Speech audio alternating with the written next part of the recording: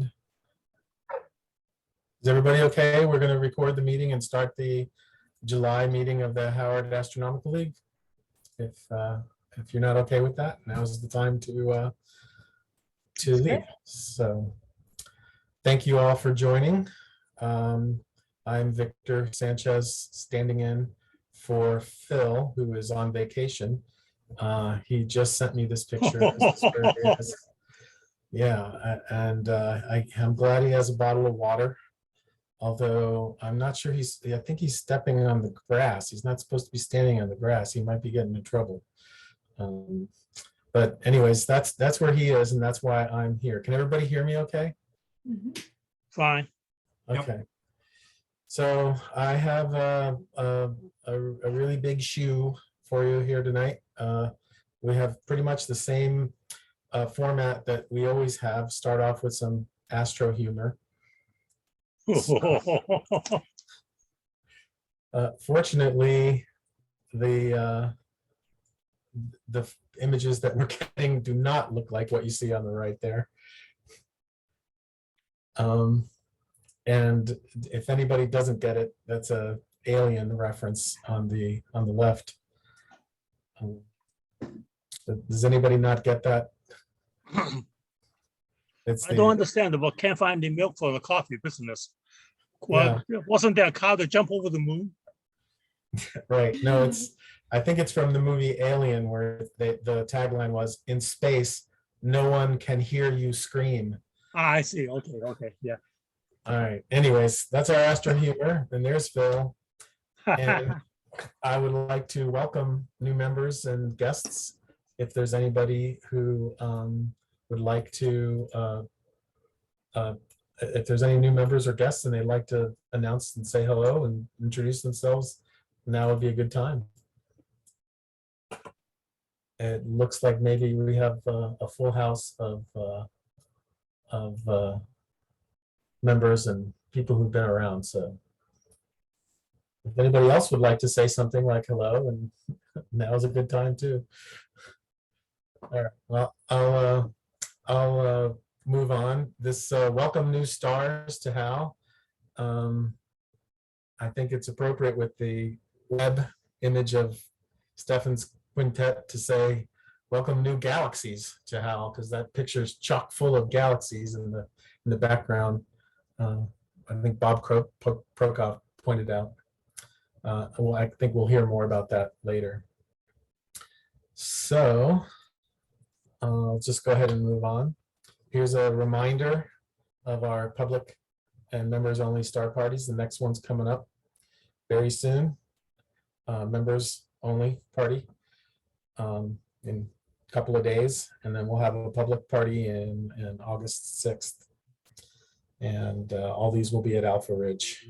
And if you're not familiar, that's a great place to ask those questions, Crystal.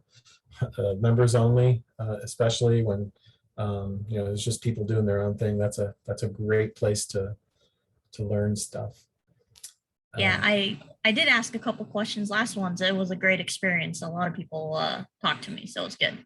Yeah, I mean, really, we're all out there to share. I don't think there's anybody who doesn't.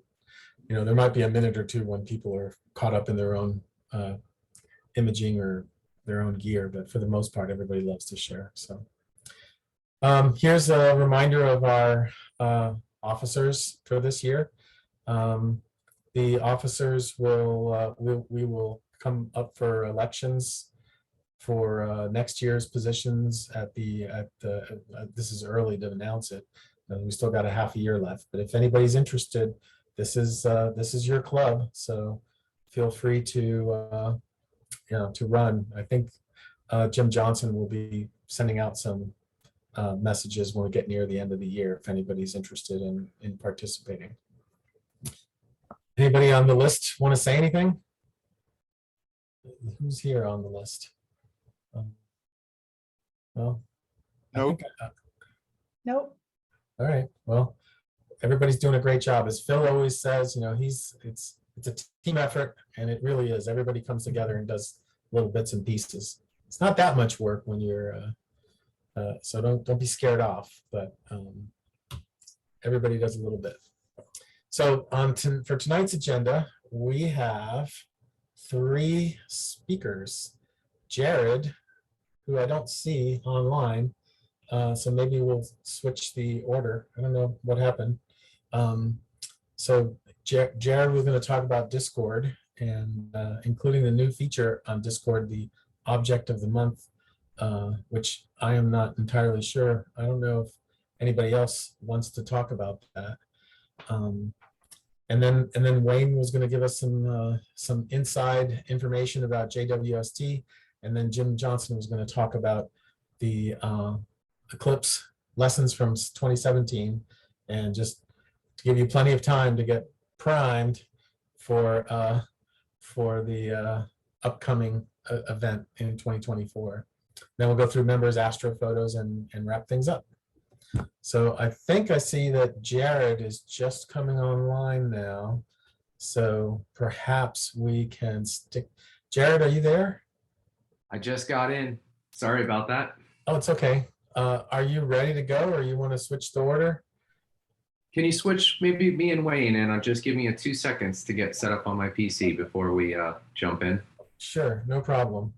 So before we start, there's another item I wanted to mention, which is that we're always looking for good presenters in the club or outside the club. So if you know somebody who would be a good speaker, there's a feature on the website you can get to just from the main Howard Astro and suggest a future speaker. And there's some semi-informal process of vetting the speakers and whatnot, but all suggestions are very welcome. That's one of the duties that is somewhat time consuming, and it's the president's job. So Phil's always looking for help with that. So okay, and anyways, let's get into Wayne's stuff. So Wayne, just tell me when it's time to switch. Okay, I will. And thank you. So everybody, I hope, has seen the images released by JWST recently. And I just want to give a little bit of insight in how things are going with JWST. So next slide. So here are the pretty pictures. Hopefully, again, like I say, everybody's seen these. And I'm actually not going to talk about these images tonight because you've probably already heard a lot about them, and there are places on YouTube in particular where you can find out better information than I could provide. So I would suggest you go to those, and if you'll click again. So I've got a couple of places here for you to go. One is the official NASA release video. It's what they broadcast live on July 12th.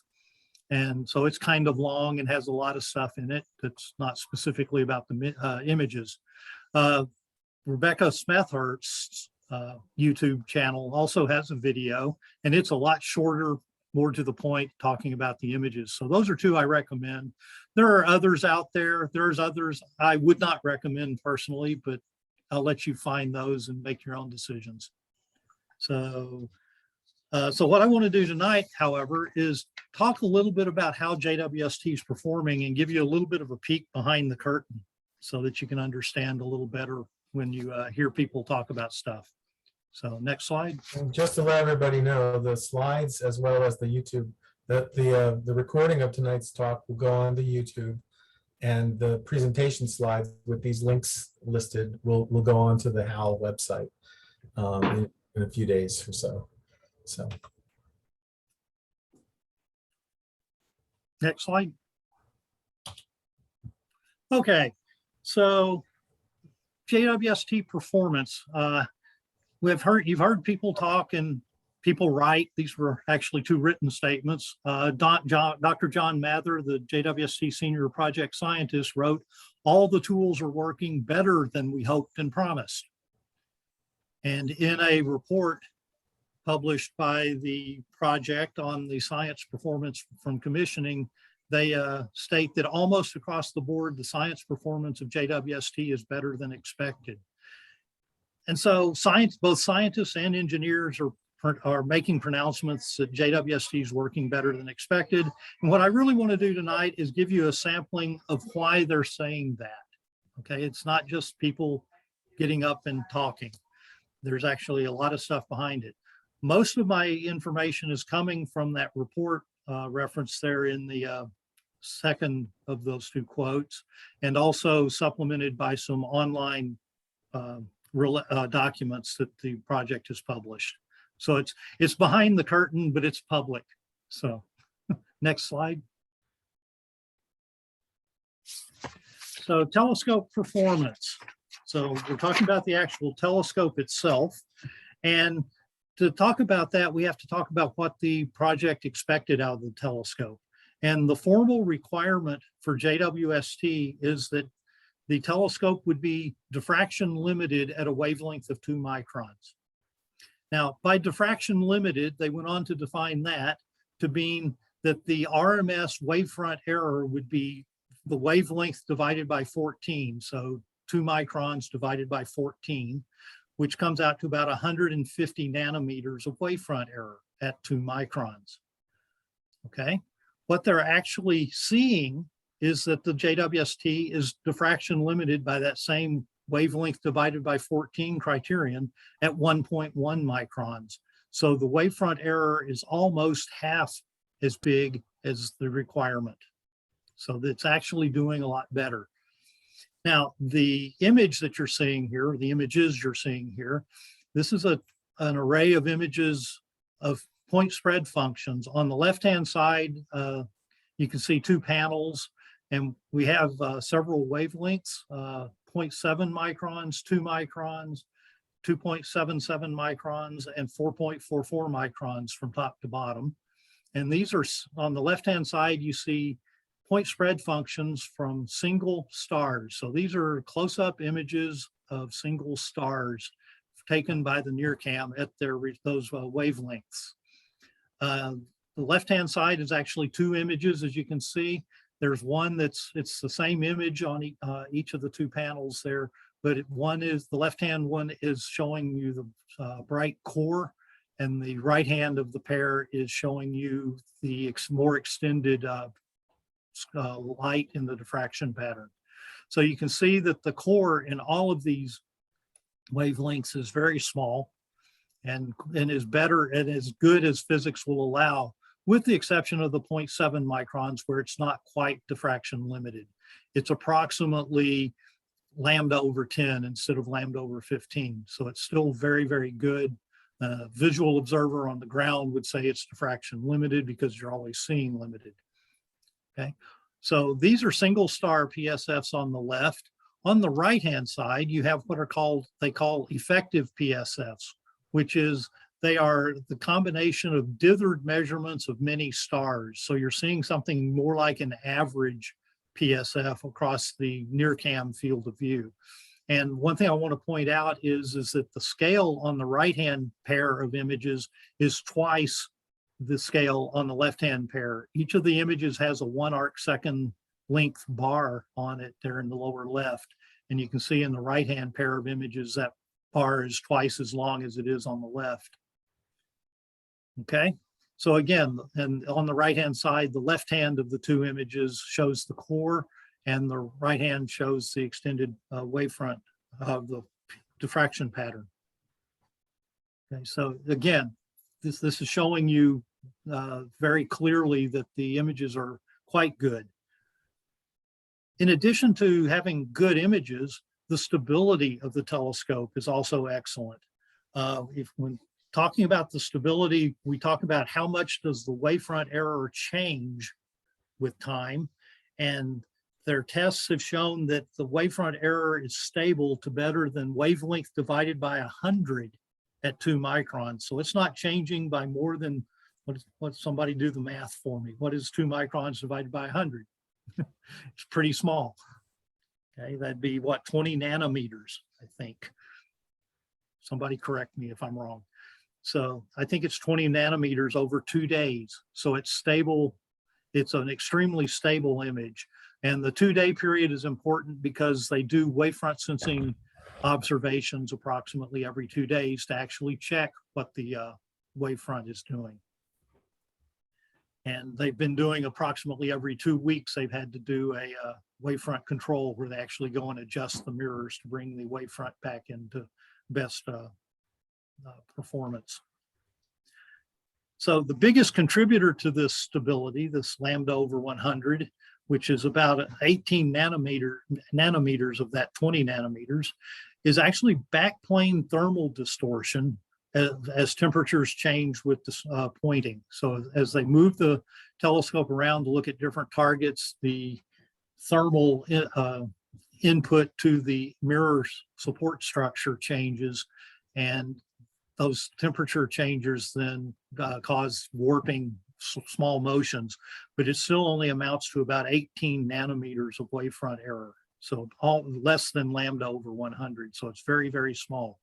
In addition, they're able to measure much smaller impacts to the wavefront error that they've identified with soft structure stresses, and also the cycling of heaters within the ISIM instruments. So because they can measure and identify these smaller, much smaller impacts to the image quality, they're confident they haven't missed anything big. Okay, so the telescope is performing well above expectations and requirements, and here's the evidence. And what is it that limits what is the big tall polar tent that limits the diffraction limiter? Is it just surface roughness or something about the geometry, or? It's, yeah, I think it's the wavefront errors inherent in the individual primary mirror segments. That, you know, they polished them and figured them as best they possibly could. So the combination of all of that is driving the wavefront error. Okay, so next slide. Moving on to the instruments, showing you something here from near spec, and near spec is also more sensitive than pre-launch expectations. So this is the near spec photon conversion efficiency. That is a big set of words. What this is determined by the ratio of the number of electrons detected divided by the number of photons incident on the primary mirror. Okay, now if you're not an imager, you might not realize it, but when you're imaging with these detectors, you basically get 1 electron for every photon that you detect. Okay, so basically by dividing the number of electrons, dividing the number of electrons by the number of photons incident, you're basically dividing the number of detected photons by the number of photons incident on the primary mirror. So the tricky part is knowing how many photons are incident on the primary mirror. And to do that, they observe a well-measured standard star where they know what the spectrum of the star is, and that's been very carefully calibrated by many, many, many observations over the years. And so by knowing essentially the flux reaching the telescope from the star as a function of wavelength, they then can know how multiply that by the area of the telescope, and they then know the number of photons that are incident on the primary mirror. So that's a quantity that they know. The number of electrons just comes from your detector, and it's essentially the counts you get out of your detector times the electronic gain from your detector. That tells you how many electrons you have. So you now have both pieces of information, and you can compute this quantity called the photon conversion efficiency. Obviously, if you detect every photon, your photon conversion efficiency is 1. So this plot is showing you what near spec is measured. And so the x-axis is wavelength in microns. It says meters, but it's really microns. Oh, well, I see the 1 times 10 to the -6 over on the right. So the wavelength in microns, and then the photon conversion efficiency is on the y-axis. The solid black lines are the pre-launch expectations of what the photon conversion efficiency was going to be. And you can see that it is over the observations, which are the colored lines, are higher than the expected in almost all the way up until about 4 microns, where they get to be essentially the same. That means that near spec is working more efficiently than they had predicted it to be working before launch. Okay, Question real quick. go ahead. The blue line there, is there any explanation to why that deviates predicted more than the other two? Like any reasoning or just by case? I don't know specifically, but if I was having to guess, I would say it has to do with the point spread function. Remember, the telescope was supposed to be diffraction limited at 2 microns. And so they were taking that as the point spread function when they do these calculations.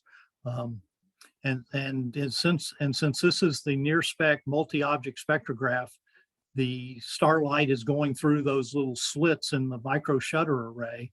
You lose some light at the slits, and with the better point spread function, you get a lot better throughput through those slits. And as you get to longer wavelengths, the wavelength part of the diffraction pattern starts taking over the calculation, how big the point spread function is, and it gets back to be more like what they expected. Okay, thank you. Okay. Okay, so I do want to point out there are some sharp spikes, downward spikes in the blue one right there. You can see them going down. Those are actually bad pixels in the detector, and they aren't real. So when they get this finally calibrated, those sorts of things will be taken out. So this is, you know, is their first cut as best they could do in the short amount of time they had to do it. Okay. So next slide, yeah. So NearCam is also more sensitive than pre-launch expectations. So we have a table up in the upper left that is showing the sensitivity of NearCam at 2 wavelengths of 2 microns and 3.5 microns. And sensitivity here is defined to be the faintest flux reached in a 10,000 second exposure and have a signal to noise ratio of 10. So it's a very precisely defined quantity. Even if you don't understand all those terms, it's a very well-defined quantity. And so they're showing it at 2 wavelengths. And basically smaller numbers in this table mean a better sensitivity. So at 2 microns, the requirement for the project was to have 11.4 nanojanskis. Don't worry about the units, but 11.4. The pre-launch prediction, the ETC prediction was 10 nanojanskis. So it was predicted to beat the requirement. And the actual is actually 7.3. So it's definitely working better than required and better than predicted. And at 3.5 microns, the requirement was 13.8. The pre-launch prediction was 14.1, and they're actually getting 8.8. So that's well better than they had predicted, and even more, and also well below the requirement. So NearCam is definitely more sensitive than they had predicted and expected. It makes you wonder, were they just being super conservative in their predictions? Or, No. or was the launch more benign? Were they expecting it to get rattled around during launch or something? Or No, I'll get to that in about 30 seconds. okay. So in the lower right, we see a spectrum taken by NearCam when they were doing some of their calibration star measurements with a GRISM, which is a form of spectrograph. They accidentally or serendipitously caught the spectrum of the Seyfert galaxy. And I've circled the oxygen 3 line, if you can see it there, and the H alpha lines in the spectrum of that Seyfert galaxy. And from the observed wavelengths of those 2 lines, they've determined that the redshift of this Seyfert galaxy is 4.39, which isn't extremely far out. But on the other hand, this is only a 6.5 minute exposure. So this is showing that NearCam is extraordinarily sensitive, even in its GRISM modes where it's spreading the light out from faint targets. Okay, now, as Victor was asking, why are these instruments more sensitive than they had planned? Well, it actually gets back to the image quality. If you concentrate more light in the cores of the star images, your signal to noise ratio gets higher.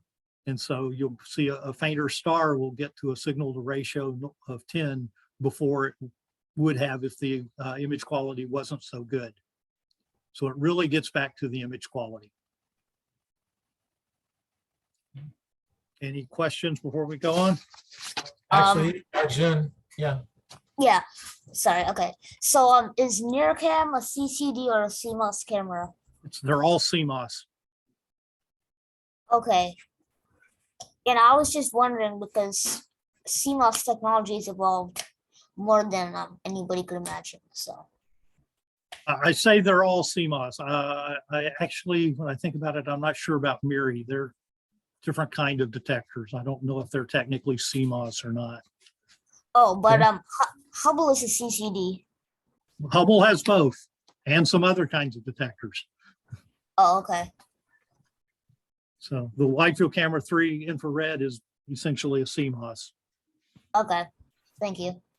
Okay, so not everything is going completely great. There have been some low-level unexpected issues that can affect the science data quality.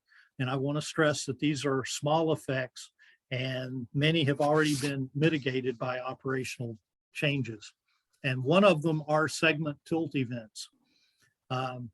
The mirrors, or the primary mirror segments, are all mounted on this split backplane assembly that's made up of carbon fiber tubes and has all kinds of mechanisms and joints and all this kind of stuff.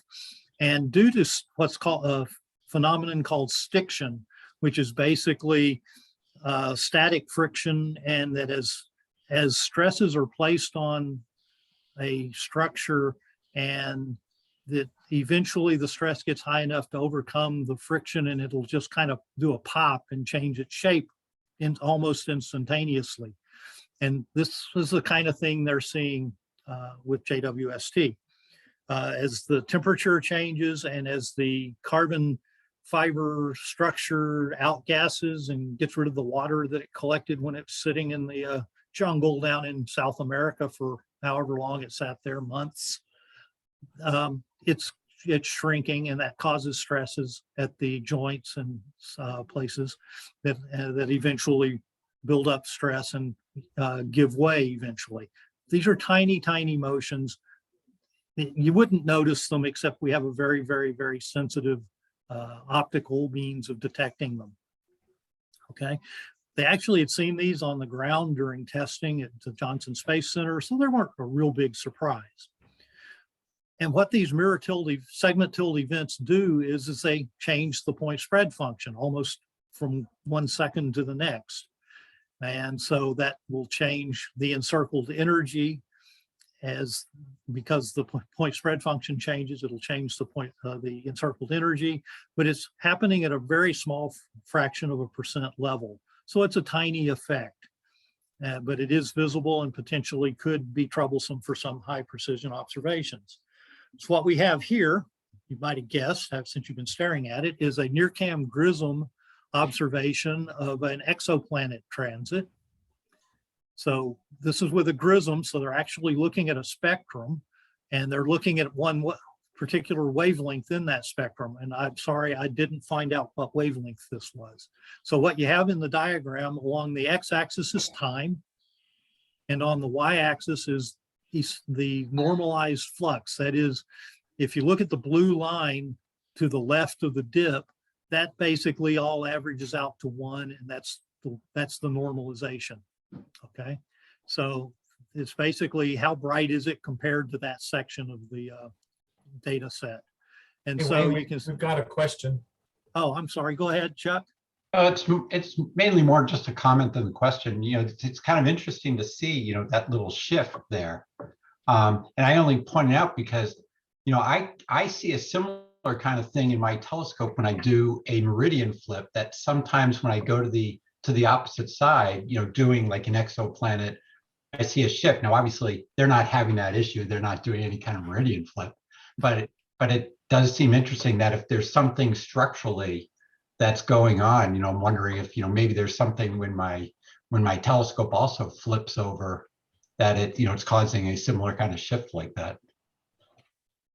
It's possible. I mean, you can check your half flux radius of your star images on each side and see if that changes at the meridian flip, because that's the kind of thing you'd expect. But Yeah. this is a teeny tiny change on that they're seeing. But it, you know, I mean, the most common example of this would be mirror flop in a Schmidt-Cassegrain when you change sides of the meridian. Yeah. Yeah. Okay. Yep. Okay. So if you just look at the blue dots, which are measurements from the spectrum made with an 8-pixel size aperture, and the orange dots are 16 pixels. So it's the same data. They're just using different size sampling apertures in the data. But so just ignore the orange for right now. And you can see as it goes down through the dip right there, just before the 0.95 days line, there's a jump up. And that's very easily detectable. I mean, you can see it with your eye. You don't have to go measure it. But I want to point out that the jump there is less than 1,000th of a magnitude. Okay. JWST is providing extraordinarily high quality photometry. And this is from a spectrum, not from a star image. So how do they know what it was? Well, they're taking these GRISM observations. They also monitor, the GRISM observations are on the long wavelength side of the NIRCam. They can run the short wavelength side of NIRCam simultaneously, and they observe the star using a weak lens. Now, the weak lens throws the star image out of focus. And what you get is essentially an image of the primary mirror, as you can see in that very lower left-hand corner. Okay, you can kind of see the 18 individual spots from the primary mirror segments. So what you see on that line of images across the bottom is you got the one image on the left that shows you what the defocused image looks like. The rest of them are all ratios of the corresponding image to that first image. So you're really just highlighting differences. And as you go to the right, time increases to the right, you can see that it's very, very, very stable. They all look the same until you get to the third from the right end. All of a sudden, this bright spot shows up. Something has changed in that part of the primary mirror. And you can see by the second one, it's gotten a lot bigger and it's pretty stable in the last image on the right. Okay, so what has happened is a mirror has tilted and it's changed its position in that array of 18 points that you can see at the far left. And so it's showing up as differences here. And that is one of those mirror tilt events. So again, it's a very, very, very sensitive way to watch these things. You wouldn't see them more normally. Okay, now, like I say, they saw these during ground testing, so they weren't a big surprise. They also believe they're going to get less frequent with time because as the telescope gets thermally cycled, you know, by those very small amounts that it thermally cycles, because we want to keep it cold and stable temperature-wise. So there's small temperature changes, but as it goes through all those, basically all the places where there's the stiction are going to release the stress and it's not going to happen again. And there's actually some evidence that this is happening that's becoming less frequent. Okay, so there's nothing they can do about it and there's nothing they're planning to do about it. Okay, except monitor it. Hey, Wayne, so this is a transit here. Yes. And so I guess it looks like it's a pretty small object since it's only creating, you know, 0.992 a dip. Is this like is this a new capability? Does this allow us to see smaller objects transiting or are other instruments able to see things that are this slight a change as well? Somebody like Dennis Conti would probably be able to better tell you, but from the quality of the photometry, I mean, like I say, the jump there is less than 1,000th of a magnitude. I'm going to say that, yeah, they're going to be sensitive to very, very small transits. The Chuck, problem is, remember, JWST is not a survey telescope, so they're not going to go looking for those kinds of things. Yeah, They're only going to look at things that are already known, basically. yeah. So there's a couple of support groups, that between tests, but also there's Exoplanet Watch that are doing some of the updates to the ephemeris of exoplanets to make sure that they're accurate when JWST goes and looks. But the test observations, at least from the on orbit and then the ground follow-up, in many cases are looking at down in the thousandths of a magnitude in some cases, down around maybe 0.25 parts per thousand, when they're looking for some of the Earth-sized exoplanets. So it is challenging for many of us amateurs, and they need larger telescopes, to do some of those follow-ups. So this looks about on that same order of magnitude here then. Yeah, I mean, you're talking. This is 8,000, 7 or 8 millimags. Yeah. This is 8 millimags. That's incredible. Approximately. Yeah. Okay, so there's other issues. You've probably all heard about their micrometeoroid impacts. And just so if you haven't, they've detected 6 impacts since deployments of the mirrors were completed, or since all the deployments were completed, and 5 of them were visible, but were insignificant in their impacts or in their effect on the wavefront error, but 1 was unexpectedly large. So the left-hand image here shows the wavefront error for each of the individual primary mirror segments arranged in the what it looks like. So you see the missing segment in the middle, and you see the secondary mirror support structure struts. There's going vertically from the top and then diagonally down from the bottom. And you've got all the individual mirror segments. And on the right, you've got the same thing, but it was from wavefront sensing observations on June 21st. And it looks virtually identical. The 2 images look virtually identical to each other, except for that 1 segment down in the lower right. That's segment C3. And you see this really bright spot on it.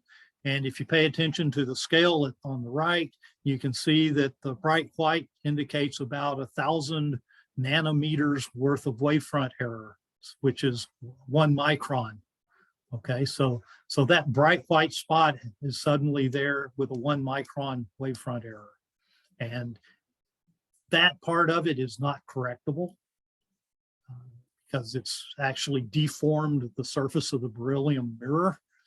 And so there's nothing they can do about it, but they did adjust the mirror so that they minimized the impact to the overall wavefront error. And it's actually a pretty small change to the overall wavefront error. So I think it went from a wavefront error of 50 nanometers to 59 nanometers. So I guess that's a 20% increase, but it's well below the required. Okay. Again, there's nothing they can do about this. They don't know. I described it as being unexpectedly big, and it was unexpectedly big. There have been several spacecraft they've got data from the L2 environment to tell them what the micrometeoroid environment is, and they made their models based on what they knew. And so they don't know if we were just incredibly unlucky with this and we're never going to see another one like it again, or if their understanding of the micrometeoroid environment is wrong. JWST, given its wavefront sensing ability to detect these things, is an extremely sensitive and extremely large area susceptible to micrometeoroid impacts. So it's going to be a good interplanetary dust experiment along with the thermal experiment and, oh yeah, the astronomy experiment that this observatory was built for. Okay, they are looking at mitigation techniques, but there's not a whole lot they can actually do. About really the only thing I think they've identified they can do is minimize the amount of time they spend looking in the direction of orbital motion. Okay. So basically control where they point. But that's not a complete, it's not going to solve the problem. It's just going to lower perhaps the likelihood. There's a sine theta term in there. Yeah. Okay, I think I got just one more real subject here. There's been some stray light issue or scattered light issues. And they're again low level. And several instruments are experiencing them. This particular example from NIRCam shows an effect named the claws. You can kind of guess why. And so the image at left is a NIRCam image. And this is a stack of, I'm going to say some things here that non-imagers will barf on, but they're non-registered dithered images. And so when they average them together, then the stars and galaxies and stuff are basically going to disappear. And what you see is the stuff that doesn't change when you dither images. And that's what they're seeing is scattered light. Okay. What you're seeing at the bottom of that image on the left is all that red stuff is scattered light from a very bright star that was some 10 degrees away from the NIRCam field of view. Remember, the NIRCam field of view is just, I think, 4 arc minutes or something like that. It's really small, okay? And this star was 10 degrees from that field of view, okay? And so it's kind of not surprising they didn't catch that this would happen, but nonetheless it has. At its brightest in this image, it's about 20% higher than the nominal background. But the brightness that any particular observer will see will depend on how bright the particular star is. So on the right-hand side is a diagram basically of the sky, if you want to think of it. At the origin at 0, 0 in both axes is the NIRCam field of view. And 10 degrees straight up from that field of view, that's when I say straight up, I mean straight away from the spacecraft part of the telescope, the observatory, from the sun shield. 10 degrees up, they've identified 2 regions in the sky where if there's a bright star, you'll see these kinds of scattered light. Okay. Remember, this telescope does not have a tube on it, or basically no baffling, certainly not out at the telescope end. There's baffling inside, of course, and in the instruments. But at the telescope, there's no baffles. And so scattered light's going to be a problem. That's why 10 degrees off can be an issue. Okay. So they've identified these 2 areas of susceptibility for the scattered light problem. And so what they're doing about it is they're going through and they're looking at all the targets that have been requested to be observed, and they're seeing if any of them have a bright star that would fall in one of those 2 regions. Okay, the blue region for module A or the orange region for module B. And if they find a target that does have that kind of a problem, they notify the proposer, and the proposer can update their proposal to change the role of the spacecraft for when they do their observations and move the star out of that region. Okay, so again, it's an issue, but they have a way they can deal with it. Okay, and it's again a minor issue. It's 20% higher than the background at maximum. So it's not a very big effect. So all of this is what leads the scientists and engineers to proclaim that JWST is working better than expected. Okay, so thank you. I was just going to say, next slide.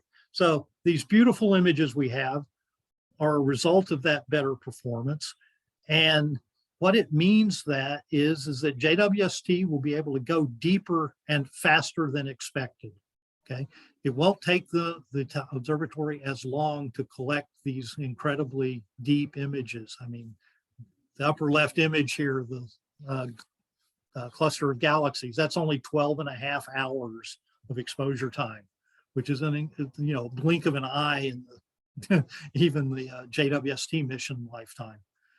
Okay, the issues that have been found so far result in very small degradations in the science performance, but those degradations are far outweighed by the gains caused by the fantastic image quality. And something I didn't actually mention is the cleanliness of the optics. Okay, the optics they have found to be absolutely pristine in their cleanliness, and that helps a lot to reduce scattered light and decrease the background that you see in your images. So that's the technical for the science side. What does that mean for us?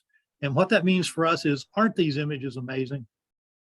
They literally barely scratch the surface of what we can expect to see from this observatory in the coming months and years as the science gets to be reported. And some of that's already happening.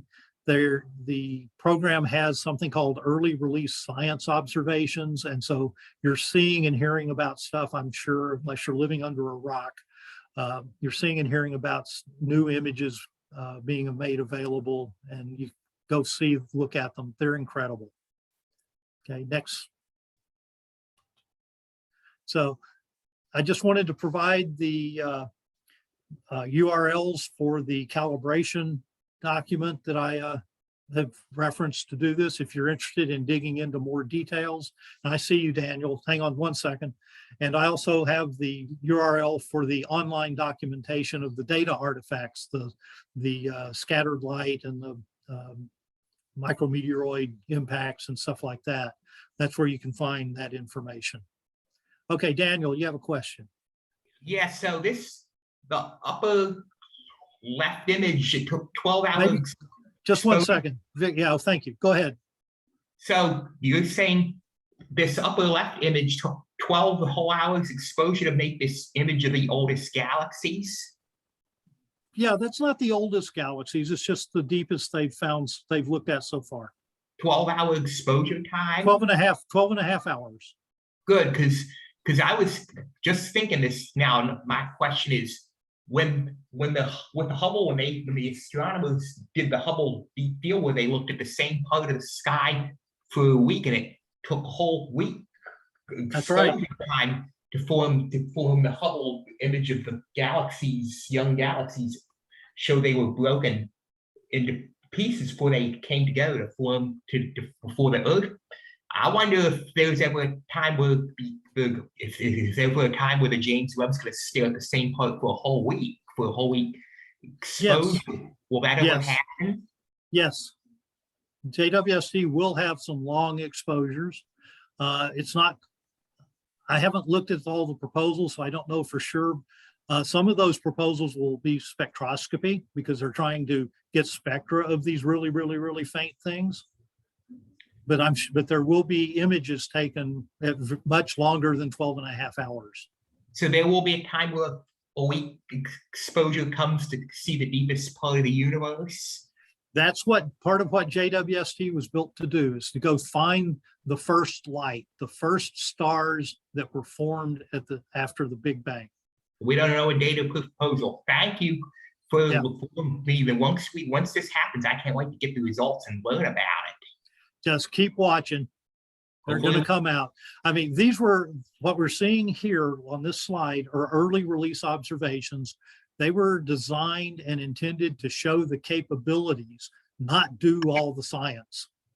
Okay, I mean, you can do science from these images, no doubt, and people are, but these are not the images that show the ultimate capabilities of the telescope. It's just to give people the idea of what it can do. Thanks. Okay, if you have that on. Tell me about the rest of the images. I'll log out. I'm sorry? Do you think any chance you'll tell us about the rest of the pictures? No, I don't know. They take thousands of pictures a day. I'm not going to tell you about all of them. the pictures on this screen, I mean, this. Oh, no, that's what I said at the start. I would say go to those videos at the start that I pointed out at the start to find out about these images. I can't add anything to what those videos said. Thanks. Hopefully we'll get it done with the whole week. Yeah. Yeah. Good. Yeah, thank you, Wayne, so much. That was really amazing. That was just a really, really nice presentation. And you Thanks know, for asking me. I didn't like, by way of introduction, I didn't really introduce, I didn't do a proper introduction of you and explain why you were able to give us this presentation. It's because you worked there for a long time and did a lot of the work on this thing. So Yeah. I worked on near spec, near cam, and wavefront sensing and control. So I had my fingers in a fair amount of it. well, thanks again. The club is really lucky to have you. It was my pleasure. Okay.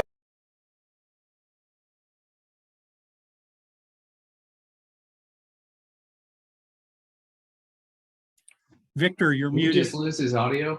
Oh, He sorry muted about himself. that. Sorry about that. I'm too polite. So Jared, are you ready to give your part on the Discord? Yeah, I am.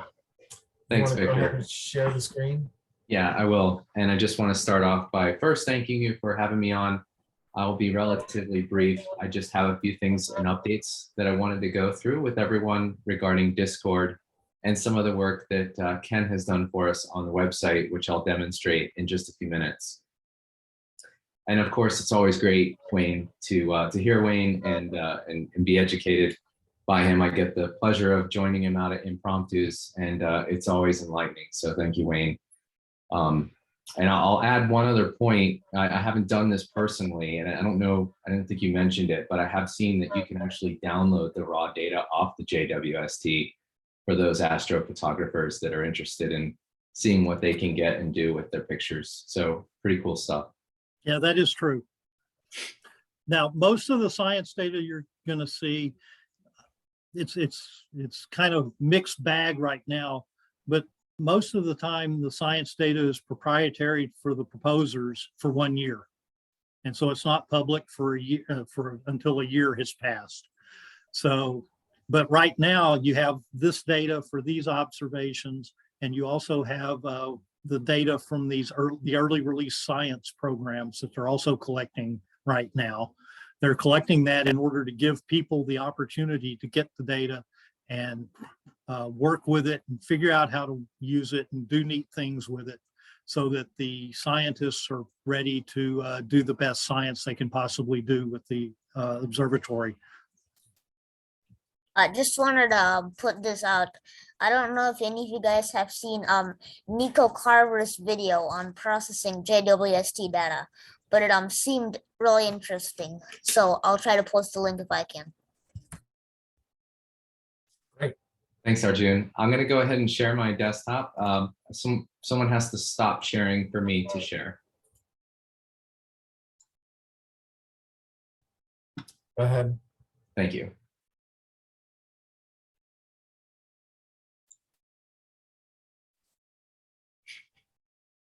Okay, hopefully you're able to see our website. Yes. Awesome. So this actually, before we get into Discord, this started in Discord, and I mentioned impromptus earlier and had the pleasure of imaging and talking to Ken on one of those early mornings.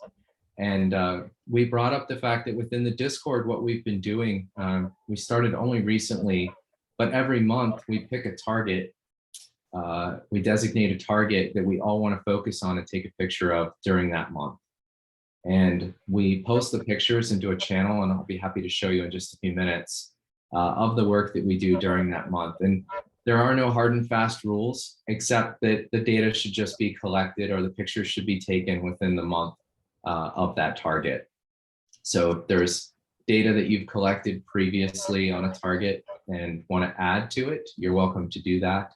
But if you take a picture with your phone through your telescope, or however you like to do your astrophotography, you're welcome to take a picture and add it to the group. There are no no specific rules about the quality or the photo or any of that. So with that, Ken was gracious enough to suggest that he could put our object of the month. After everybody posts, we collectively vote within Discord on the picture that everyone likes the most.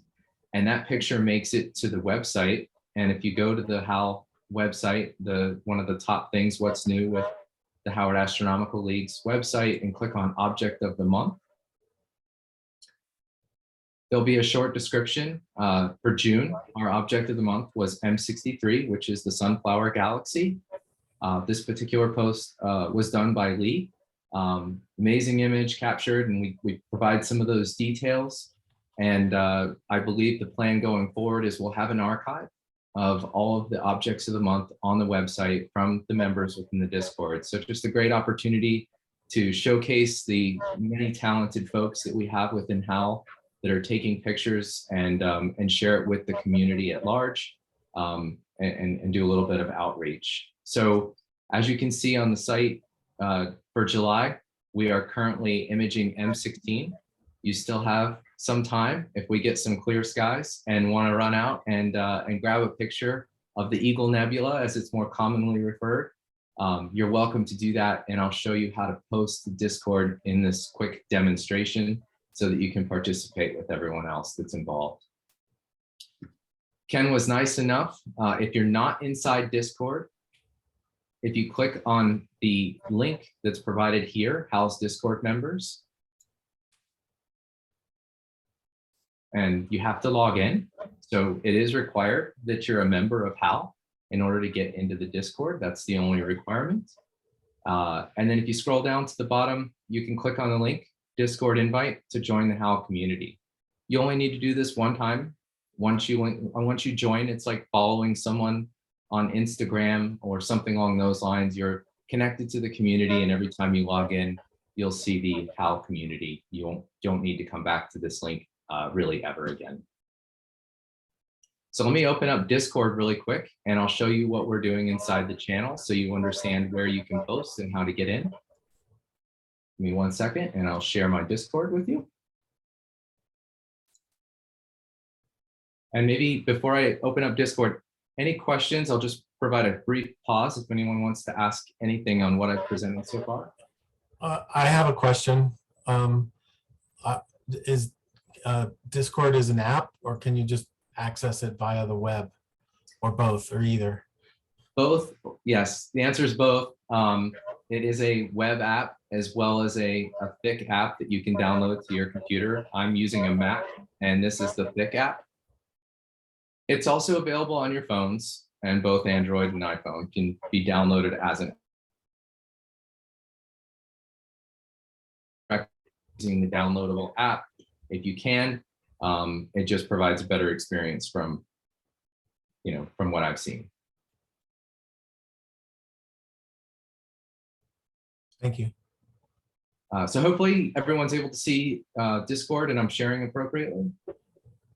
Yes. Cool. So Discord is pretty straightforward. This isn't meant to be a deep dive into Discord. On the left-hand side of the Discord, you can see the different communities that I'm a part of with my login. One of those is obviously the HAL community. For those of you that may be interested, there's an ASCOM community. Nina has a community. So there's different communities that you can subscribe to. So it's not just for HAL. There's a lot of different interest groups that you're welcome to join, but the one we're talking about today is HAL. When you click on HAL, you'll then have access to all of the different channels. I think of these essentially as chat groups, right, within a channel that you can post pictures to. So we have the Object of the Month channel, and if you click on this, it'll bring you to this page that we're looking at now. And anybody that joins can scroll up and look. These are some of the pictures that were submitted for the Sunflower Galaxy from June. We also have some pictures provided by some recent stuff that's going on. So Wayne's picture for, which I believe was mostly sulfur data. Am I right, Wayne, or was it just? H alpha and O3. Okay, yep. No sulfur yet. No sulfur, the opposite. So I think you're hoping to gain some additional data before we run out of time here at the end of July. And you can continue to post your pictures and just let us know which one is your favorite at the end of the month if you do post more than one. But only one can be submitted for voting. At the end of the month, I take all the pictures, I put them together, and I put out a quick form that everyone can just simply click on and check a box for the one that they like the most. And that's how we end up with Ken posting the picture to the object of the month on the website. I'll stop there. Like I said, I didn't want to do a deep dive into all of Discord. Just wanted to provide an overview of the object of the month, what's happening in Discord, and one of the newest things that we're doing in the community.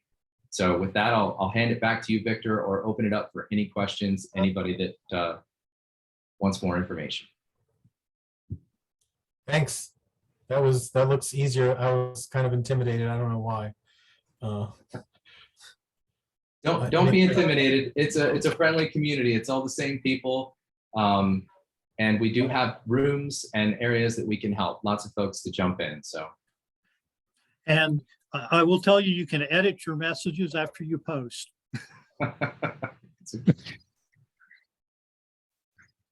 All right. I'll stop sharing then. Thank you very much for the time, everyone. Appreciate it. And I'll give it back to you, Victor. Thank you for doing this and adding to the whole HAL community experience. So if anybody unless anybody has any questions, Jim, do you want to go ahead and share? And actually, before you do, I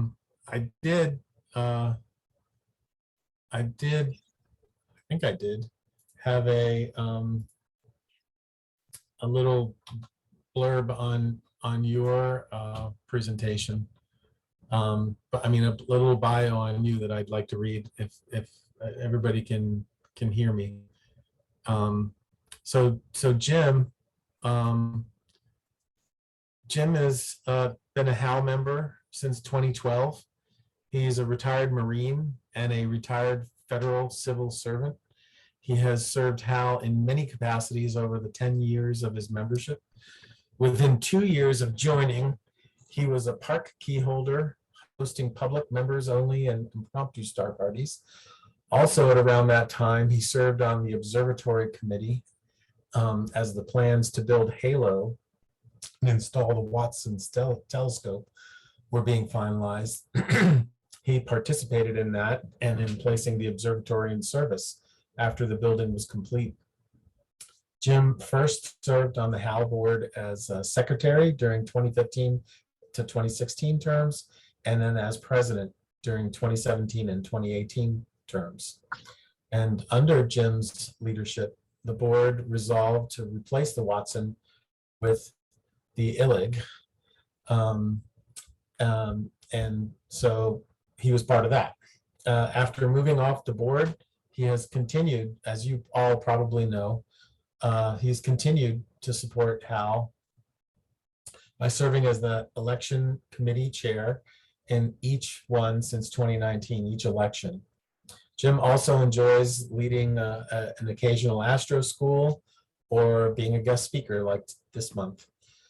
So his personal astronomy journey continues in the art of planetary and deep space astrophotography.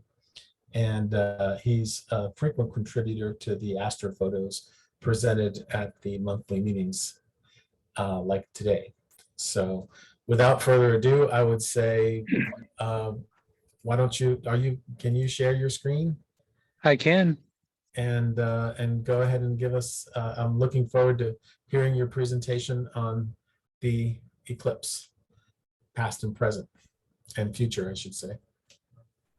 Okay, thanks for that introduction, Victor. Let's see if I can get this going. And let's see.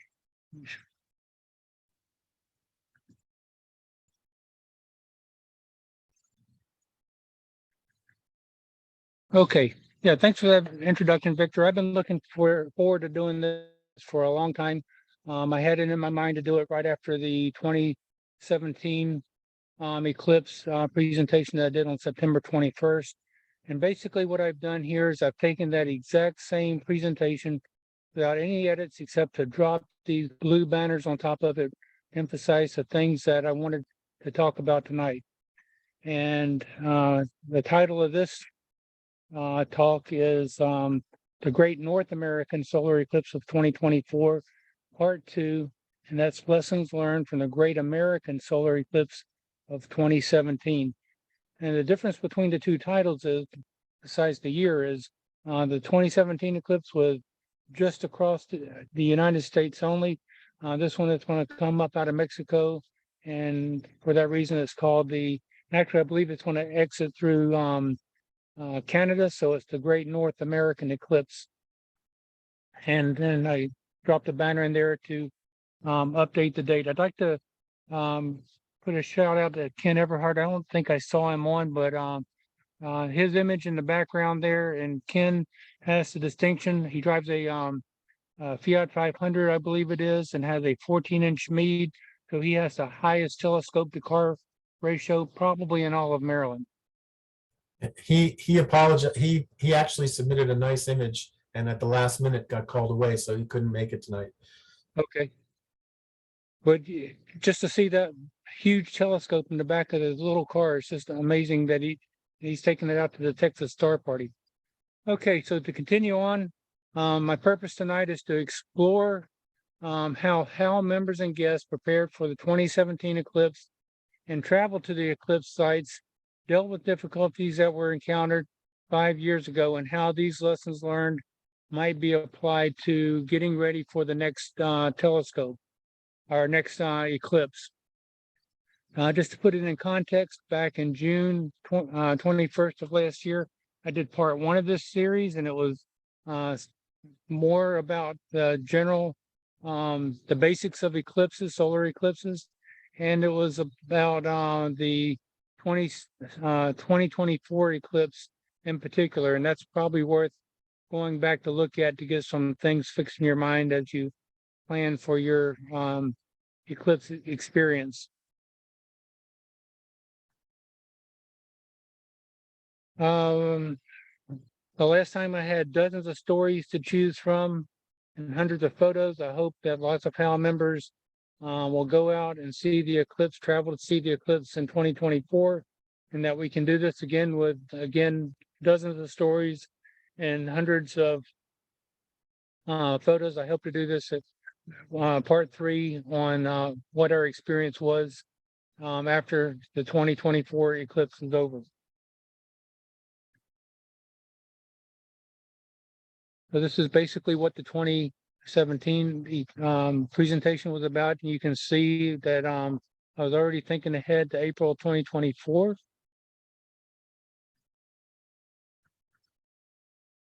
This is an item that Wayne provided before the last presentation. And I believe I included it in the part 1 presentation. This is really just to describing why you want to go see the eclipse. It sounds like it would be really cool. So it's very far over to the right on the how cool it sounds part of the axis. But how cool is it to see in person? And until you've seen one, I got to tell you, it's off the charts. If you can get out and go see the eclipse, please go do that. So here's an overview of the 2017 eclipse. See part 1 of this. It's in the HAL resources somewhere.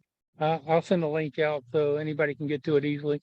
It's also I think it's also recorded in videos as well.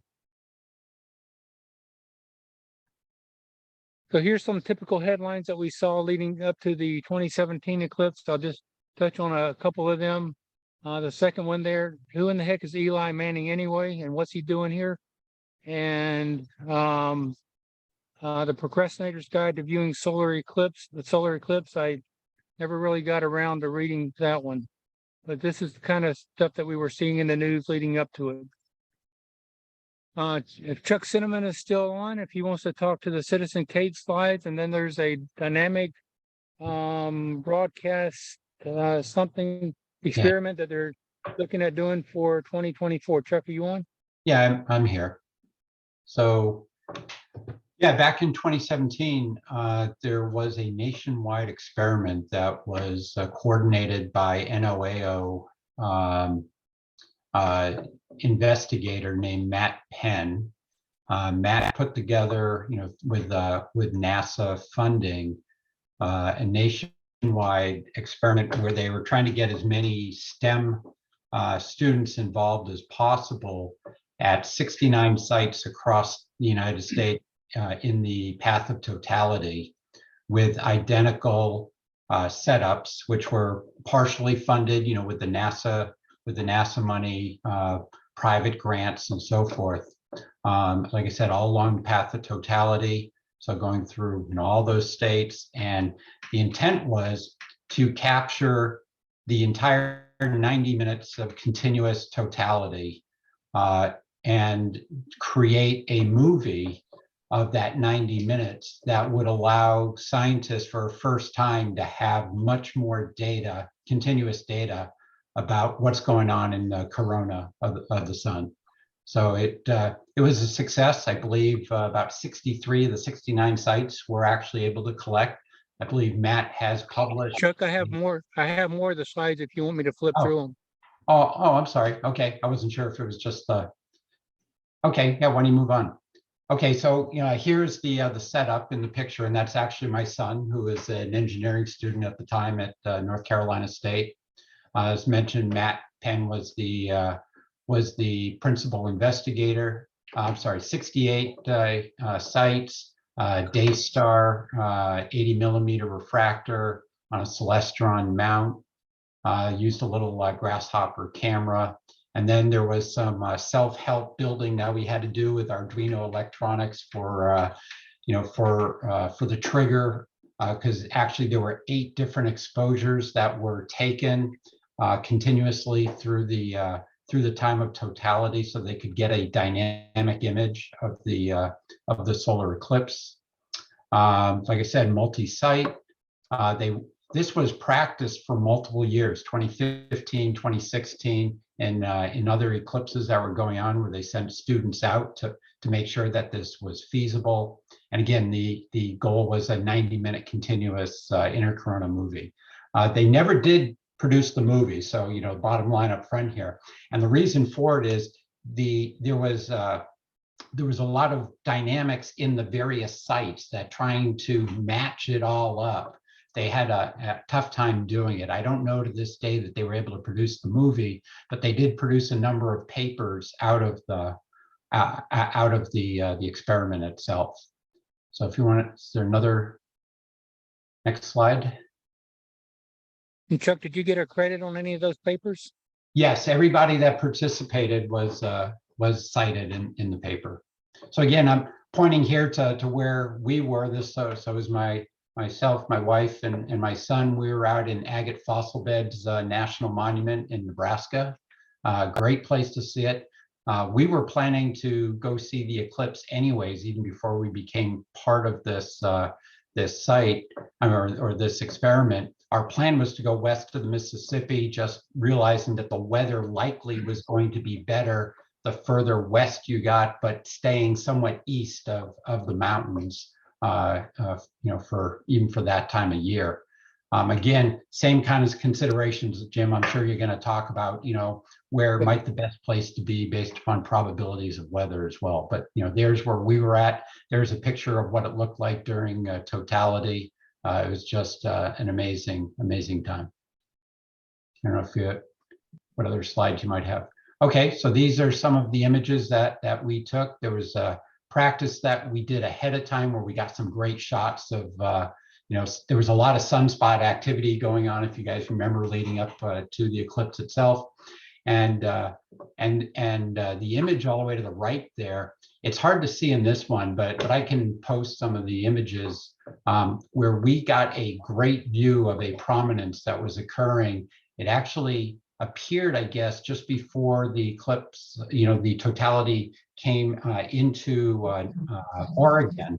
But by the time it got to us in Nebraska, that prominence had, kind of opened up. And so they called it the dolphin prominence. I don't know if any of you remember that. And then the picture down in the bottom right is the dynamic image of all 8 exposures superimposed. And that was kind of the holy grail of what they were looking for out of each of the sites, because, out of that, you can actually see, some of the, the detail in the magnetic field of the sun going on there. So I don't know if there's another one. Oh, yeah. So the other point of the experiment was to look at, to take some temperature readings as well down at, around ground level to understand, how the solar eclipse actually affected temperature and the drop in temperature. So that was another ancillary thing that we were asked to do while we were there at the site. So that was kind of a cool thing to do, both air temperature and the surface temperature using an IR thermometer. And I'm not sure that's it. That's going to be for me. Do you want to talk about DEB or DBE? Yeah, so just real brief.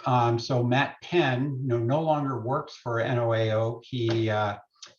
But he is coordinating a follow-up for 2024, where what he wants to do is broaden this to be something what he's calling the dynamic eclipse broadcast, where again, they're trying to get a very low cost setup that people, whether you're in the partial eclipse or in the path to totality, he wants to simultaneously have people broadcasting and then have this available on the internet where you can go click on anybody that has the setup into broadcasting, and you can be watching in real time what's going on. And again, doing this with amateurs and STEM students.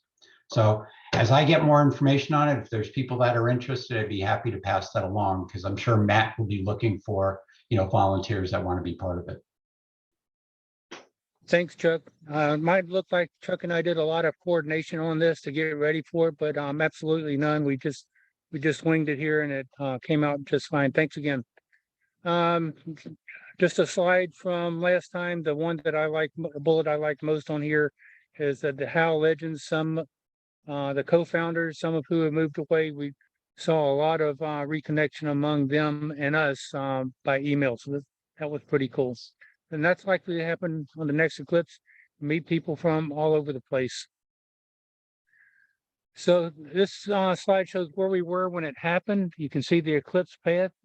It came in Oregon and swung east and south, exiting in South Carolina.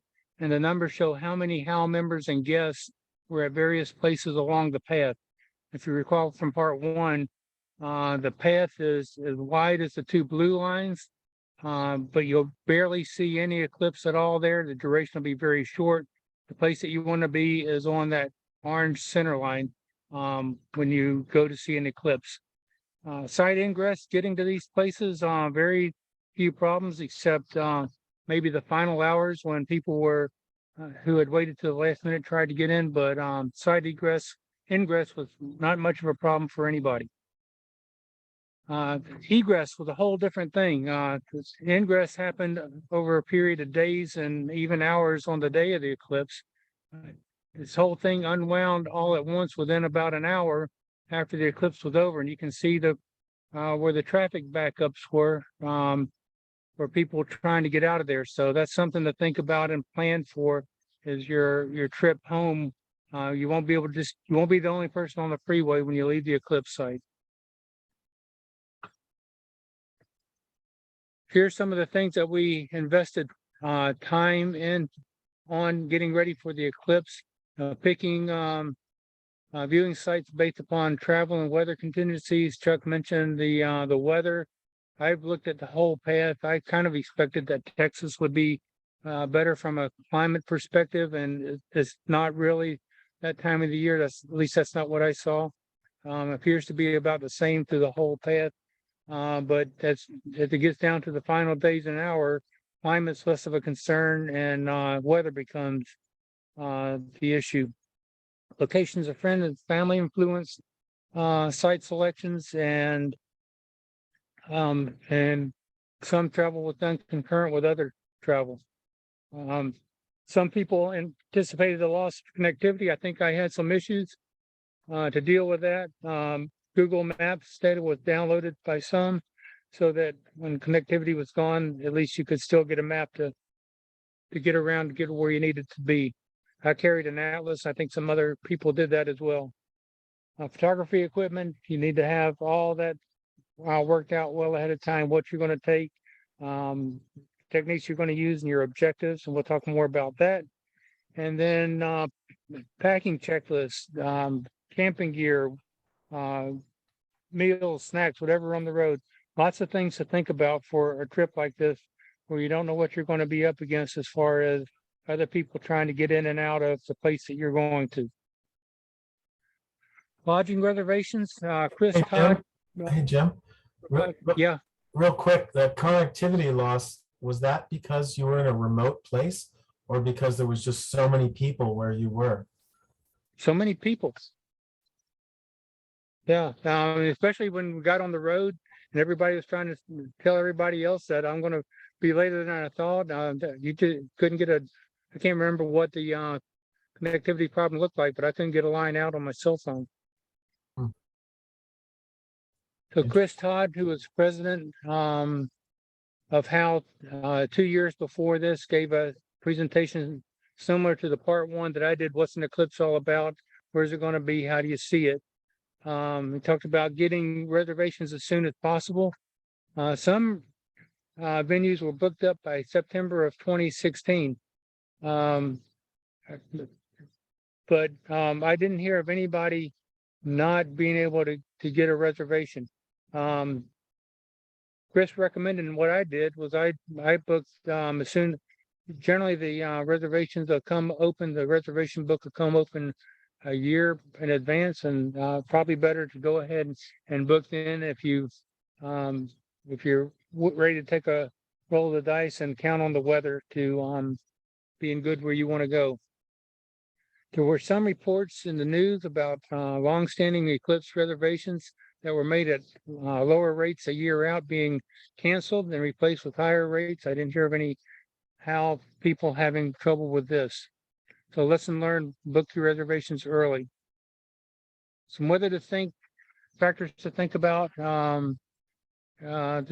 Weather was probably the greatest source of anxiety. Lots of email discussion about this in the last week coming up to it, as the forecast started to show, the long range forecast started to show what was expected on those days, and of course it changed.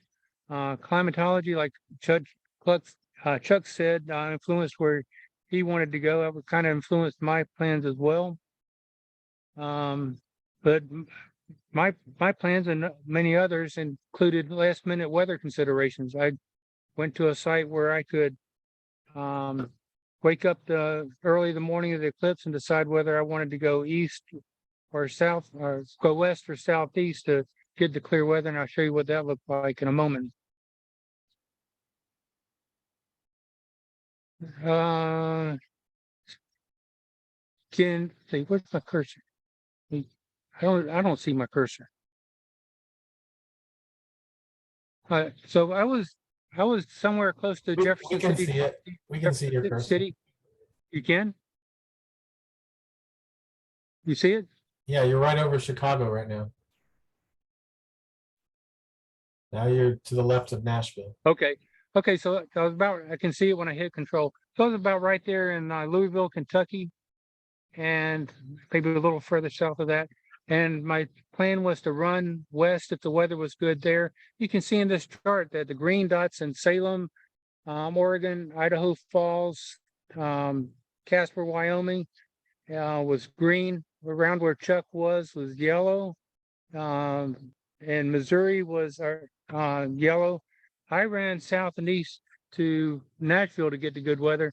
And then Charleston was, I hear, a complete cloud out. So that's what the weather can look like. And again, my plan was to be able to move to where the weather was going to be good. And that worked out good for me. I don't think Bob Prokop is on. This is worth taking a look at. I'm not going to go through and read it here, but it's things that you can, observations that you can make if you are stuck in unfavorable weather. Bob was in Missouri and he had to move. Phil Whitebloom as well. they both had to move east to get out from under thunderstorms to see the eclipse. But it talks about all the things that you can see in an eclipse if you're weathered, if you happen to be weathered out. Bob, you're not on, are you? So on the eclipse morning, most HAL members had reported that they had good forecast of the primary viewing location. Some, as I mentioned, like Bob and Chuck, or not Bob, Bob and Bill ran to more favorable sites. Somebody in Charleston drove northwest out of there to get the better weather. So it worked out for them. Only a few sites that had been abandoned turned out to be clouded out, as I understand. And some places with sketchy weather forecasts turned out to be okay. So again, just think about how you want to deal with the weather. Have a backup plan if it's bad where you're going to be. Eye safety was a big thing that we talked about a lot in the time leading up to the eclipse. Viewing the partial faces is very dangerous. You just need to have eye protection. You have proper filters. I think we'll talk about filters a little bit later. There's a lot of interest in the media on this. Our presentations and discussions covered it. The good news is that there was no eye injuries reported. With one close call of a person who happened to be looking in the eyepiece when the sun first peaked out at the C3 contact, as it's the moon is just starting to uncover the sun. And if I recall correctly, that person said that the flash literally threw him backwards away from the telescope. Eclipse shades. Boy, there was a lot of shades that were available out there. Then all of a sudden, some weeks or months before the eclipse, we were hearing that we needed to have ISO 123-1201, and it must be from a reputable source. That's probably, I wouldn't be surprised if that changes as the next one comes around. Late in the process, Amazon recalled a bunch of eclipse classes, and people were left scrambling from cover, or scrambling to recover. A couple dozen HAL emails from August the 13th to August 16th, trying to run down eclipse shades. Lesson learned here is don't wait till the last minute to try to get some. Oh, Chuck Cinnamon brought in about 500 to the last meeting before the eclipse, and some people that didn't know where they were going to get them from got them from there. So Jim, a funny thing about that was, so they had given us literally a couple thousand pairs, to take to the sites with us, just to be able to hand out to people where we were going to be. And when, so I knew I was going to have extras, so that's why, I donated them to HAL. But I still had probably a better part of hundreds, maybe 500-600 with me when I got to Colorado before we drove up to Wyoming. And with the issue that was going on with those, those counterfeit, shades, there were literally places on street corners where people were charging like $15 and $20 for a pair of the shades. And I'm sitting here with like 500 of them. And my wife and I were like, this is insane what these people are doing. We knew we were going to have extra. We just wanted to stop and just start handing them out for free, and just undermining these people that were trying to, make a profit like $15 on something worth a quarter. But that, So that's you what was probably going had- on out there in Colorado anyways. So you probably had $10,000 or $20,000 worth of merchandise in your car. Yeah, but we were going to hand them out for free. Well, I was more worried about you getting robbed.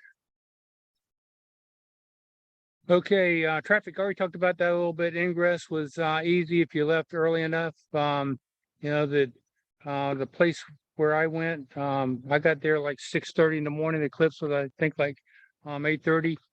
I went to an I-40 rest stop that I'd already identified days before, that if I went to that part of the country, that's where I was going to go. I thought I would be the only person there, and it turned out that there was already like 30 people there when I got there. By 10 10 a.m., they closed access to the rest site after about 2,500 people had showed up. Egress, that multi-day, multi-hour buildup, like I said, unwound in just an hour or so, and that's what caused all the traffic jams. So have ingress and egress traffic plans, and for ingress, I would say travel early. Viewing site formats. I know David Illig had a hotel parking lot that he identified maybe a year ahead of time. He actually knew exactly which parking spot he was going to park in and where he was going to set his telescope up. I mentioned the I-40 rest area where I was near Gordonsville. Public parks, public schools. There were some organized events where you could get where there was parking restrooms and entertainment included. I think some of those charged some admission. There was one place in the Rocky Mountains on an 8,400 foot ridge. I'll show you some images from there. A gas station, a guy observed from there in exchange for some eclipse classes with a cabin in the Smoky Mountains. And Chris Todd rented an RV in Baltimore and he drove out to Wyoming, I believe it was, and maybe even Idaho. I don't know. He drove way out there. He said that if he had it to do over again, he would fly out, pick up an RV out there instead of driving cross country. Just something to think about. Outreach efforts, there was a lot that was ad hoc. Bob Prokop had a lot of people take images at his eyepiece. You'll never see a camera on Bob's telescope, I guarantee you that. Lots of discussions with eclipse viewing neighbors, and a lot of sharing of telescopic views.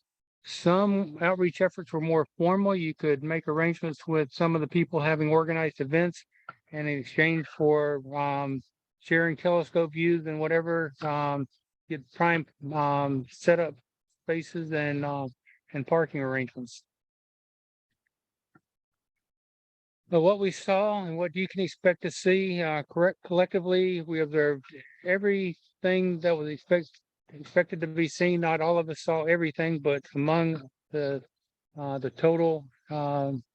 totality of the viewers, we saw everything, and that includes crescent projections on the ground, Rayleigh's beads that you heard Chuck talk about, and prominences, a changing light and cooling effect. You saw Chuck's chart on that. You could see stars and planets, crowd reactions. People, you could hear people gasp when the corona popped out. Animal behaviors. You see a 360-degree sunset effect around the edge of the horizon, and shadow bands. Some reported missing certain things. One person looked for but couldn't see Mercury or shadow bands. Some reported I forgot to look for it. The reason being I forgot. Of course I forgot. I had just lost my mind, and that's what happens when the corona pops out. Wayne, I think if you're still on, if you want to talk about your experience out in Glendo, and Glendo, if I'm not mistaken, was looking for donations to cover eclipse experiences or expenses. If you can talk to that. Wait, who's looking for expensive? Glendo, Wyoming. Oh, I haven't heard about that. Okay. Yeah, so I mean, you can read this, but it's been a long time since I read this. Yeah, okay. The moon was the darkest black I think I have ever seen. It appeared as a circular rift in the very fabric of the universe. It was almost frightening. That's how I felt about it. And, yeah, I felt the same way. And I want to point out that the 2017 eclipse was only a little over 2 minutes long. Through Texas, the 2024 eclipse is going to be 4 minutes long. So it's going to be a lot longer. And that's actually going, if you're near the center line, that's actually going to change your view of the sunset experience, because it's going to be, you're going to be deeper into it. So the sunset's going to look like a later part of the sunset rather than just after the sun's gone down. It's going to be substantially later. So, It's but interesting. yeah, I highly recommend anybody, if you've never seen a solar eclipse, don't miss this opportunity. This is going to be fantastic. Yeah, Wayne's a smart guy. Listen to him. Thanks, Wayne. Okay, so some selective photos. Chris Story, some threatening clouds. I just flipped to him real briefly. This will be presentation will be posted if you want to go back and see them. Bill White Bloom, you can see him. I think he's off the side of the highway there, and clouds in the background that he ran away from. His caption was "No solar photography," and this would be a good time to say that the experts advise leaving the photography to the experts, so that dealing with technology doesn't detract from the eclipse. If you try to image the eclipse and you have technical problems, you're going to want to try to recover, and you're going to miss it. So please don't let that happen to you. Yeah, I want to second Um, that. If you're going to do photography and you've never been to an eclipse before, make sure the photography is a subsidiary activity. Enjoy the eclipse. Yes. I think Bob Savoy was on, but maybe he's dropped off. Bob, are you on? I So think he this is dropped off. This is Bob's ingress traffic. He was not able to make it to his destination, but he got to within 15 miles of the center line, so he's calling that a win. But leave early, get there early. Don't deal with this on the way in. On the way out, got all the time in the world, but on the way in, if you're not there when the eclipse happens, you've missed it. Tom McShane, if you look very carefully at those, you can see every one of those dots of light in the shadow under the house is a crescent with the moon covering up part of the sun. Here's a better view. This is Keith Evans' colander projection that he shared with us. Gene Handler's time lapse. Let's see. Find my cursor.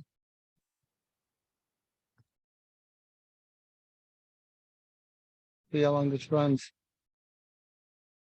Gene, do you want to talk to this? If you're trying to talk, you're muted. I was trying to find the button to turn off the mute. This was through two different, through a telescope and through a camera. Maybe this one's just through the telescope. But actually it runs backwards because I kind of messed up on the beginning, but I got everything from the end, from the eclipse to the end.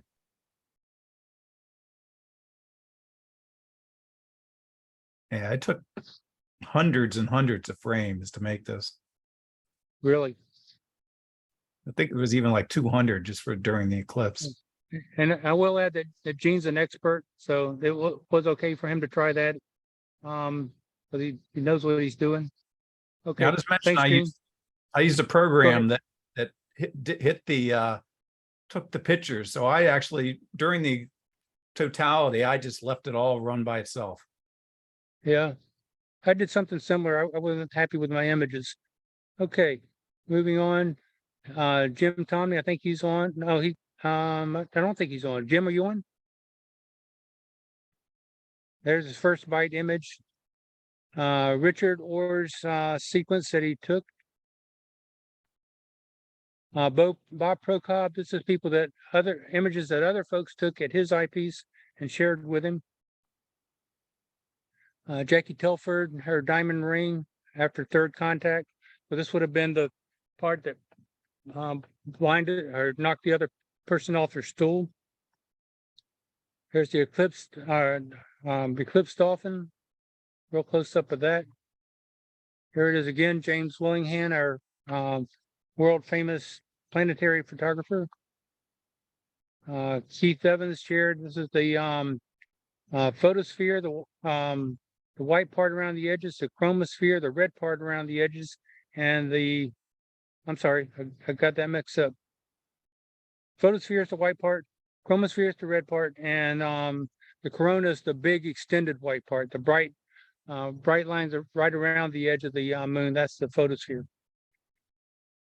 Wayne talked about the blackest black you've ever seen. This is very highly over-processed to bring out the moon out of that blackness. But when you look at it, when you're staring up at the sky, that circle of the moon is very, very, very black. More like that. There's Jim again. John Telford's totality. Wayne Baggett's Corona. Gene Handler's totality. Ken Everhart. I used this for the cover slide. Jim Tomney again. Steve Stewart. Wayne again, Bailey's Beads down at the bottom right. Joe Bohannon's Eclipse Totality, the Diamond Ring Effect. This is a video actually. I mean,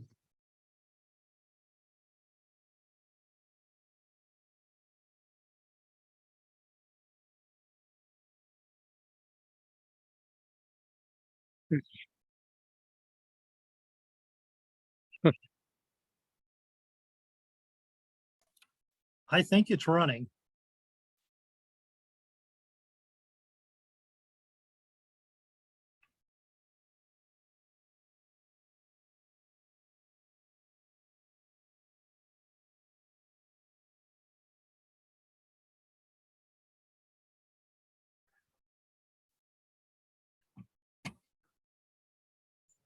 Hey, Jim, just a quick note about time. It's 8:47. and you could hear people's reactions there. That's very typical of what anybody that was had the eclipse saw. This when the place that I was, there was a helicopter that came flying up and just kind of hovered right over the highway, not far from where I was. I'm just going to show a couple pieces of this. If I can find my cursor.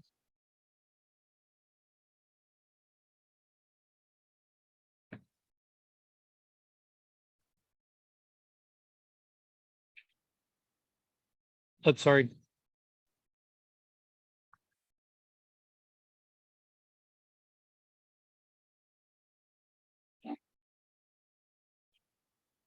So this is the rest area where I was. If you can see my cursor, I got to hit control to find it. I was in the dark vehicle right there. Up and you can see where people were parked all over the grass and there's more places off to the right that you can't see. So this is still pretty bright. So I'm going to try to click forward a little bit.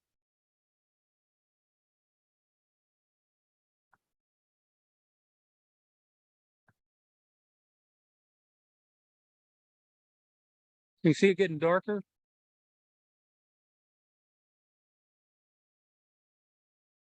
And darker. And finally, if you look down at the bottom, you see headlights going by.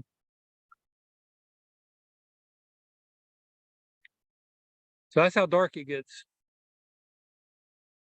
Okay, moving on. So members and guest media sites where they had material stored, I listed some of them. The National Perspective, headlines after the eclipse. Camera store shows off gear wrecked by the solar eclipse. You don't have a filter in front of your camera, you're gonna lose it. Same thing happens to your eye. Doctor surprised at few reports of eye injuries. Oh, there it is. Glendale, Wyoming. Asked for donations to cover eclipse expenses. I see it now. Thanks. People? What's that? I see it now. And did people put sunscreen on their eyes during the solar eclipse? I don't know. So lessons learned, we already hit them. Lodging, reserve early. Think about weather and possible cancellations. Weather and climate. Consider those things. It's your own personal comfort level there. Traffic.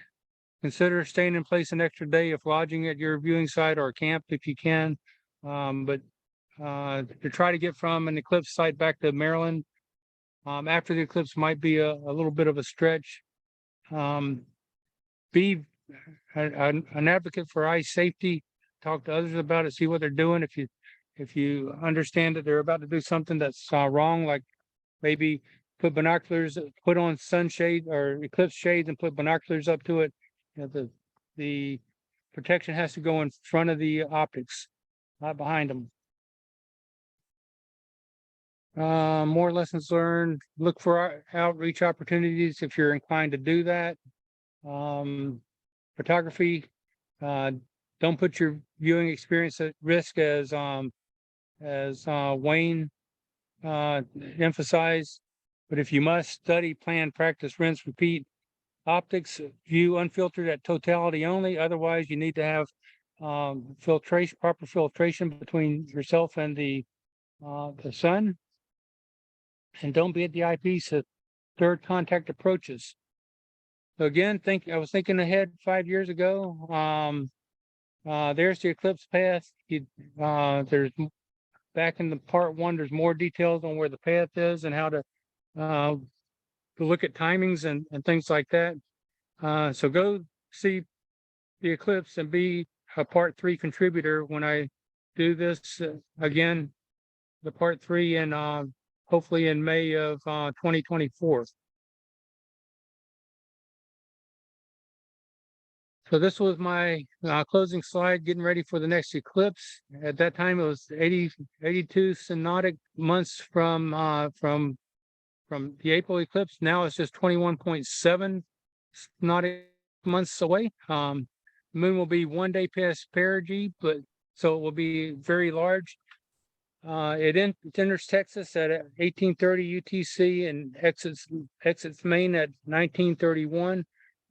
If you're traveling across time zones, you probably want to start thinking in terms of universal time so that you don't miss something by an hour due to time zone conversions. As Wayne mentioned, the path is over 100 miles wide across. The duration in Texas is about 4 minutes and 20 seconds. And in Maine, it's about 3 minutes and 20 seconds. And it crosses the 2027 eclipse in Carbondale, Illinois. And the next U.S. total solar eclipse doesn't happen till 2045. So don't miss this one. And unless there's questions, that's all that I have. That's really cool. I think there should be a 2.5 too. And there should be a recap of this right before the event happens. Be glad to do it. Yeah. Thank you. I'm going to go You're ahead. welcome. If you can stop, I'm going to go ahead. I'd like to wrap it up at 9. So, Okay. uh, Let me see if I can stop sharing. oh, it looks like I have the power to do it. Wait. Okay, go ahead if you can. But I think I'm almost on it. There it is. Okay.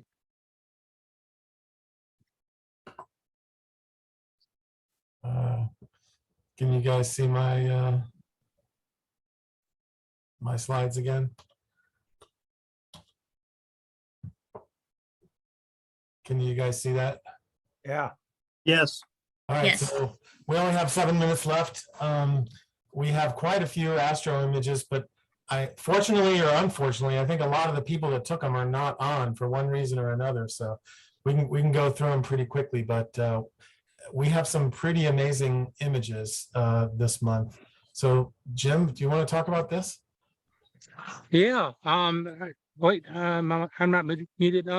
Yeah. This is I did a panorama of my backyard and imported it into Stellarium, and everything you can do in Stellarium, changing dates, times, panning around, zooming in and out, all that stuff. But my backyard is in the foreground, and like the trees to the right of the house, things come over those trees at varying times. I can, with great accuracy, look at Stellarium for planning purposes and figure out what time something's going to rise. Very, very awesome. cool. I almost can't stop looking at it. That's so awesome. And you see it happens for real. Like it's accurate. Like you see things come out in Stellarium when you see them in real time too. I haven't done that kind of check, but I think that Stellarium has the capability of doing that if you put in your Bortle sky factor, and maybe there's one other parameter, but I haven't done that yet. That's cool though. Thanks. Wayne, you want to talk about this? This is NGC 6503. I had a version of it in last month. I added some data to it and reprocessed it. So Fantastic. this is now almost 7 hours of exposure time, Wow. And all from Alpha Ridge. all from Alpha Ridge. So And so Wayne, LRGB. I'm looking very carefully for JWST diffraction spikes. You won't find them there. You also won't find the really faint galaxies in the background either. Okay. Some, but not like JWST. And this is the same M16 image that Jared showed in the Discord thing. So this is H alpha and O3 combined into a 3-color image, HOO. And there are the pillars right there. The pillars, yeah, the pillars of creation, which remind me more of a praying monk. Does my mouse show up when I move it? I see it, yeah. Arjun? So this was an image taken with Halo, courtesy of Miss Hannah for letting me use Halo. I mean, I wasn't the one who sat in the computer and did stuff, but I was thankful for her letting me plant at the Lagoon Nebula and take this image. I think this was about 1 hour's worth of data, and I didn't use the full sensor size, only used some of it, so that's why it looks like a square. Why did you do that? Well, it's partially because I didn't want to see smoke coming from my laptop because the files are so big. But yeah. Awesome. Well, that's beautiful. Were you looking for asteroids during this time too, or was that a separate? Well, I couldn't look for asteroids in this particular image because I was part of an asteroid project, and because of that I had to uninstall the current asteroid finding software which I had. So I was stuck just having to make a pretty picture. I see. Well, it's a very pretty picture. Thank you. Is Rich Orr on?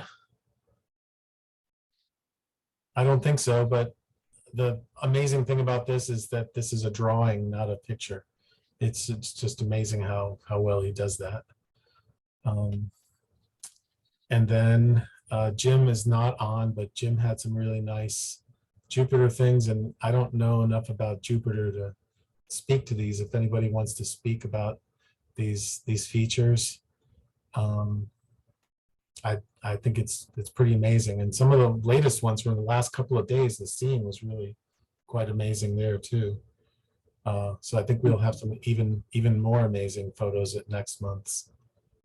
Jim's going to be our next speaker, and the topic will be Jupiter. Oh, well, I guess we'll see a bunch more then, I guess. Thanks. He for got having- lucky with some good seeing. Yeah.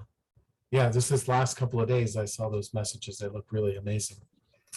And then this is Ken Everhart, who was planning on being here, but got called away at the last minute. I think this is just an amazing photo, and this is with his 14-inch Meade, his large telescope to car ratio device. This thing's pretty low on the horizon, so it's even more amazing how nice that looks. Well, he took this from Florida, so it was considerably higher. Oh, right. Thank you for pointing that out. It says it right there, Kissimmee. That's true. Either way, it's still amazing. That's one of those things when I was living in the Southern Hemisphere that I regretted not having I don't know why I missed that guy.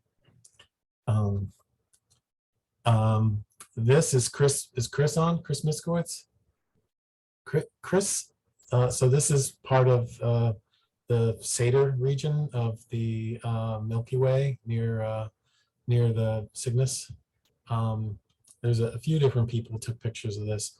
This one is kind of cool because he processed the same picture. I was hoping he would be here to talk about what he did, because he took the same data that was narrowband data, and he processed it one way and got this green crescent nebula, which is like, I don't even know what he did there. But then he processed the picture a completely different way, and it looked like this, which is also quite striking. And then he identified a bunch of the different things that are in the picture. And, Satyr, the bright thing in Cygnus, one of the bright stars in Cygnus' Swan. Anyways, this is my version of that, taken with a 15mm camera lens on a Nikon, from a dark site in Utah with just a little tracker. And the fun fact about this is that I forgot the cable that would connect this to my laptop. So I had to take the Nikon that I have has 30-second exposure maximum. And I can program it to in shutter release mode to take 9 pictures. So I sat outside and I didn't mind because it was so gorgeous. I was just looking at the Milky Way and I saw a number of shooting stars, but I had to push the button every 4.5 minutes. So I just sat there with my little chair out in the dark, and it was quite nice.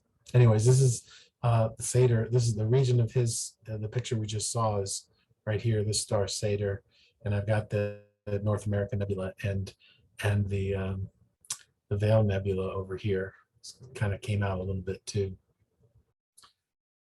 And this is Cheryl, and Cheryl also could not be here. She took this from Utah, and then there's this picture, which I think is just one of the most gorgeous pictures. This is I think, Crystal, we should get a printout of this for your observatory. But I really love this. Just her framing of it, and I wish she was here to talk a little more about exactly where she was in Utah there, but she does It's very beautiful. I also love the water reflection a little bit too. Yeah, the tree and the Milky Way in the water, and the landscape looks. I don't know what's going on there with those rocks. It's like a alien landscape. Anyways, that is all we have for astrophotos, and that's all we have for the meeting, unless anybody wants to ask Wayne or Jim any more questions. And I think we've reached our 2-hour thing, so I think I'm going to stop the recording. Yes, thank you very much to all of our speakers, Jared and Jim and Wayne. And I'm going to stop recording, and if anybody wants to hang on and talk a little more, we can do that.